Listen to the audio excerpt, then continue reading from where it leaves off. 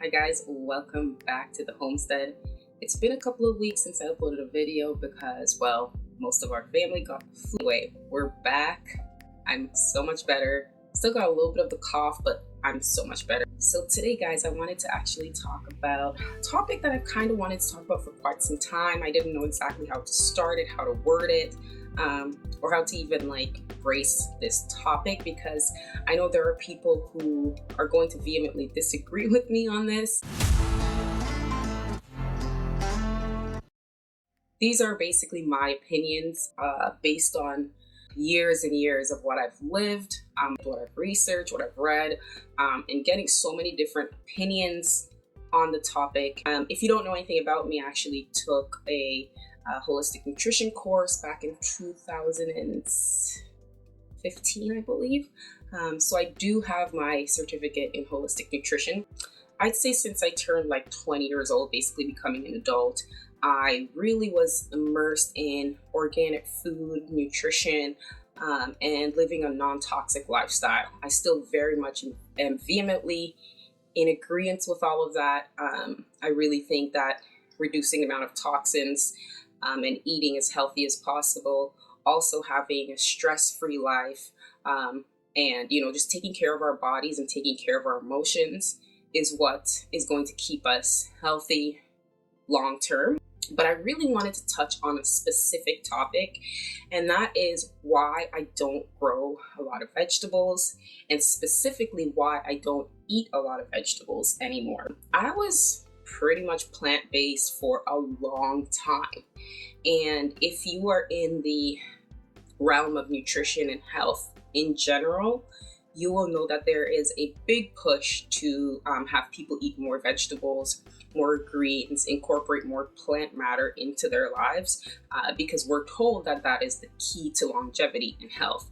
And honestly, for a really long time there, I really did buy into this. I really thought if I want to be healthy, I have to eat these vegetables, even though I'm not a huge fan of how they taste. It doesn't matter, because that's what health is. Health is the greener it is, the more natural it's grown, then you're going to have something that's fairly nutritious and fairly healthy in your body. I was saying that I was okay in many aspects of my life. There were a lot of other aspects where things were not okay. Specifically talking, I had a severely debilitating anxiety for a few years. And no matter how many vegetables and vitamins and supplements I took, I just could not shake the anxiety.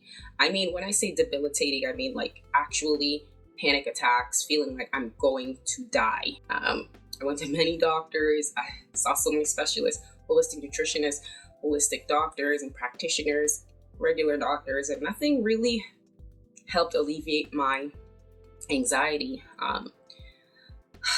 I think one of the things that actually helped was a specific product that my naturopathic doctor gave to me. It was called Neuropass, and it actually did help me a little bit. But if I wanted to be anxiety free for a long time, I needed to figure out what was causing me to have such debilitating anxiety.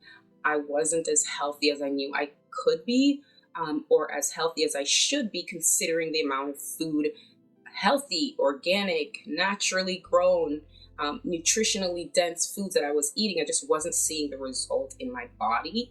I was still having severe digestion problems. My anxiety, mental health just wasn't where I wanted it to be. And considering the amount of money I was spending on supplements, naturopaths, eating all the organic foods you can possibly buy, spending so much money on organic foods and everything like that, I just was not there health-wise. And I was lying to myself for quite some time, saying that I was super healthy, but my skin was bad. It was dry, flaky. My digestion was horrible. I could barely eat any foods at all. I basically had to eliminate 90% of foods from my diet before I could actually see some improvement in my digestion. And then my anxiety on top of it, the panic attacks. It was just not good for quite some time.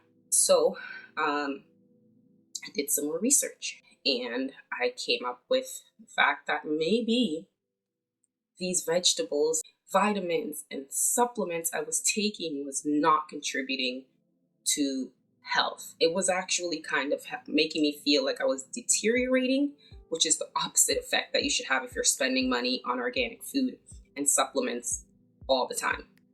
And the amount of money I was spending on organic food and supplements was just atrocious.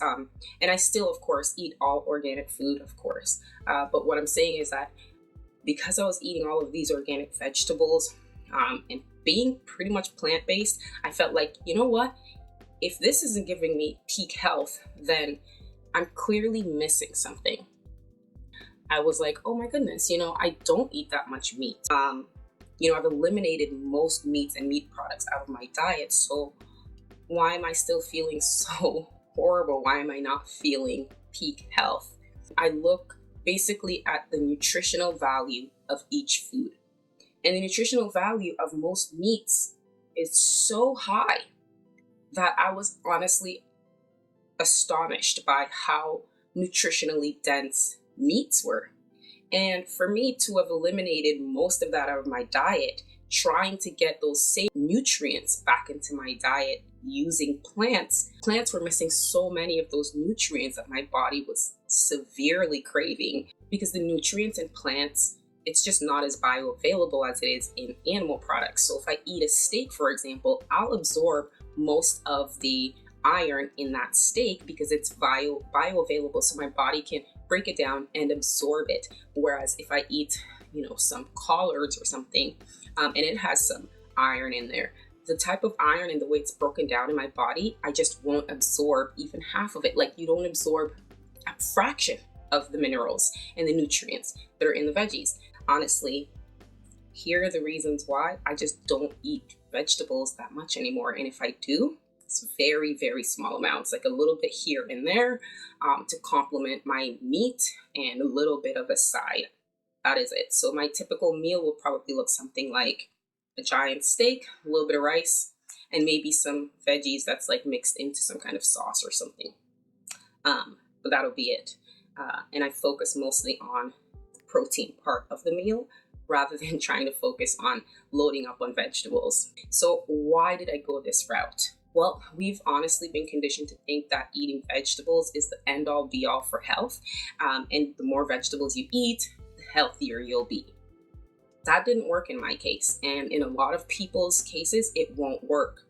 A lot of food plans and eating guidelines that's put by the government are highly focused on plant-based meals and plant-based living, plant-based lifestyle. But you don't really see a lot of people talking about meat. Actually, it's quite the opposite, where they say that meat has an adverse effect on your health, which is kind of bizarre considering humans have been eating meat since the dawn of civilization. All of the health experts, my course that I took, and it was a holistic nutrition course, so I thought I was going to get really solid information here. They all focus on plant-based lifestyles, but that's just them telling us what to eat without us actually having any of the background knowledge or any of the research to prove that eating more greens will actually help you with A, B, and C. So I think it's more that we've been conditioned to think that vegetables are super healthy for us, and most of us aren't actually going to do the research to prove that the vegetables are healthier than meats for us. We've also been taught that grains are really healthy for us. A lot of these grains are highly, highly toxic too, especially if they're not grown organically. They contain a lot of pesticides and glyphosate and all sorts of things. But on top of that, grains are extremely difficult for us to digest. If we were eating tons of grains, we honestly would have a lot of digestion issues. And a lot of us do because we eat so many different types of grains. And grains, again, are so incredibly difficult to digest and break down. And also, on top of that, grains are quite nutritionally lacking, and that's why they actually have to fortify a lot of the grains with artificial nutrients, right? So on the back of your cereal, you'll see all of these nutrients that they added to the cereal because it doesn't naturally contain any actual nutrients. We've also been conditioned to think that meats are inherently unhealthy. Even though some people will do absolutely amazing on a pretty much all meat diet, especially if you have digestion problems. There's so many claims out there that are being made that meats are unhealthy. We also had claims about eggs being unhealthy and spiking your cholesterol. And these things aren't fully studied, and a lot of them are just being regurgitated by people, by the masses. But if you actually look into it, an egg is so nutritionally dense that it contains every single nutrient that a human needs to grow.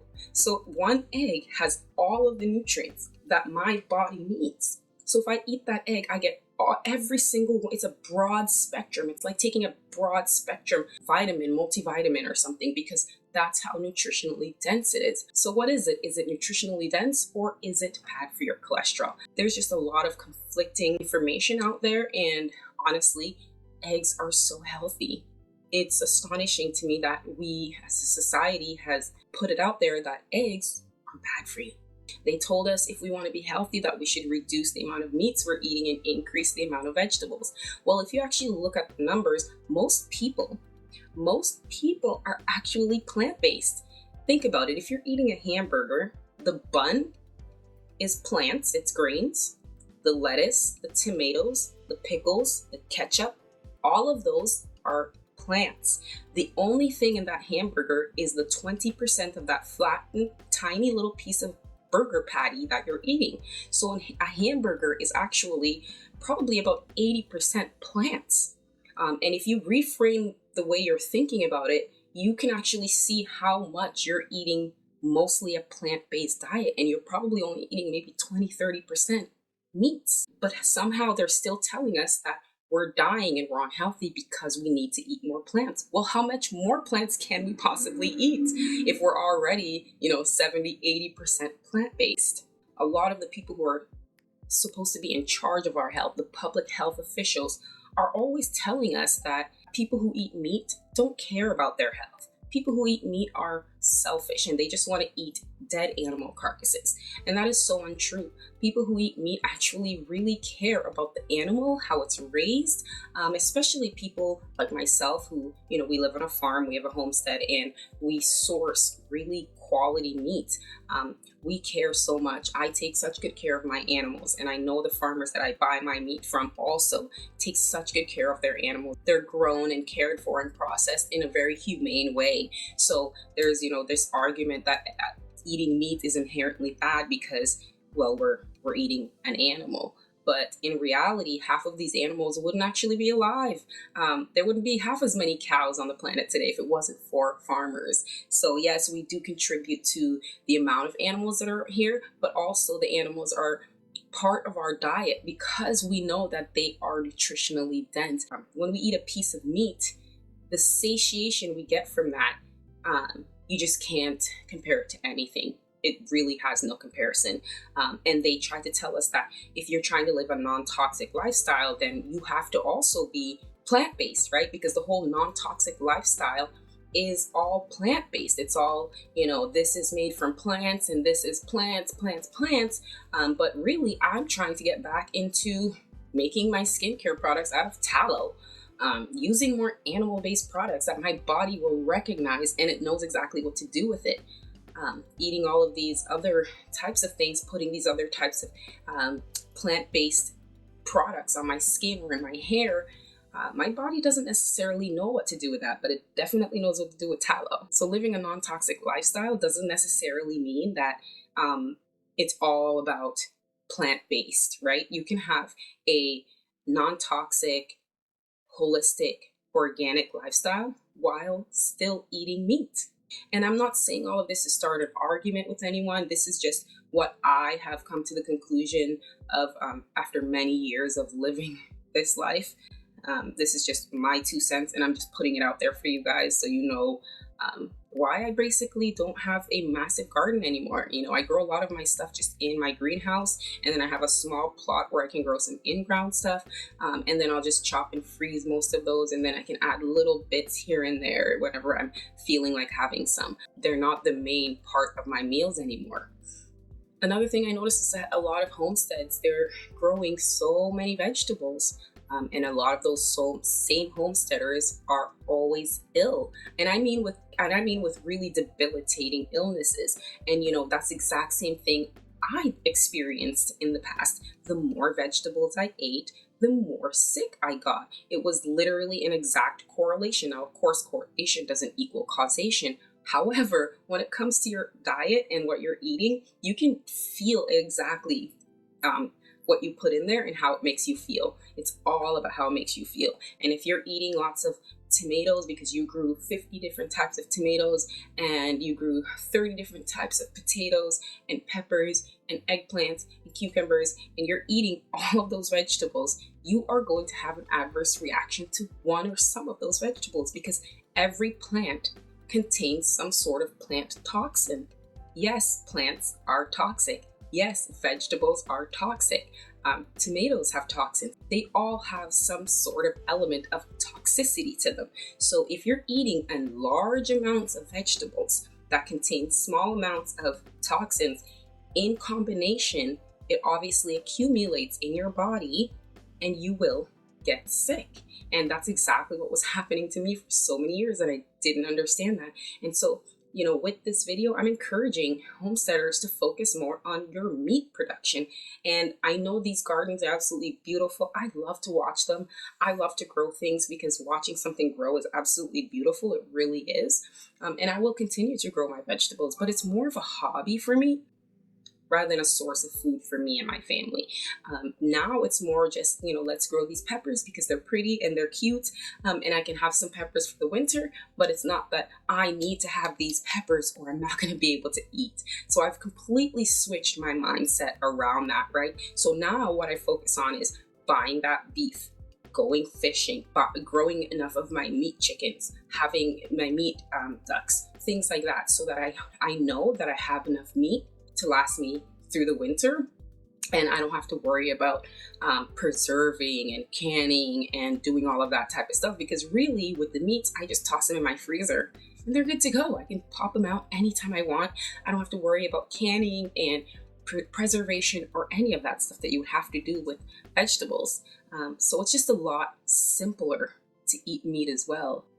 Biggest takeaway I can tell you is to just experiment and see what works for you. Some things are not going to work. Like, if you love tomatoes and you're noticing that, my digestion isn't the same, or maybe my eczema is acting up, or maybe my mental health isn't as sharp as it should be, eliminate those things from your diet. It's okay to eliminate things. I completely eliminated gluten from my diet and dairy for about 15 years. And honestly, after about a few months, I didn't even miss them anymore.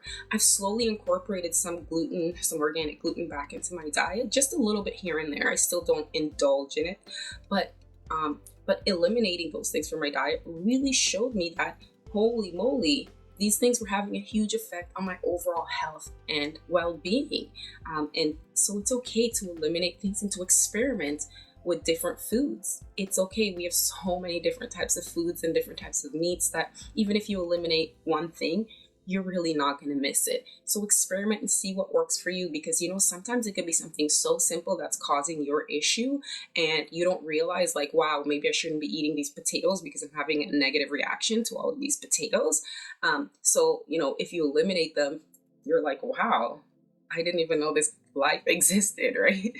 So this basically is why I mostly eat meat nowadays, guys, and why you don't see me having a huge garden anymore.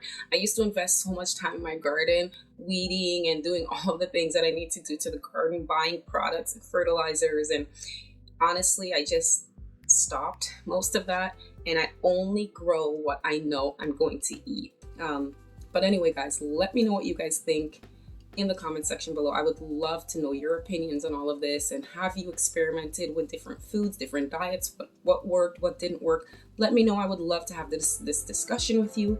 So I love you guys. Stay peaceful, and I'll see you in the next one.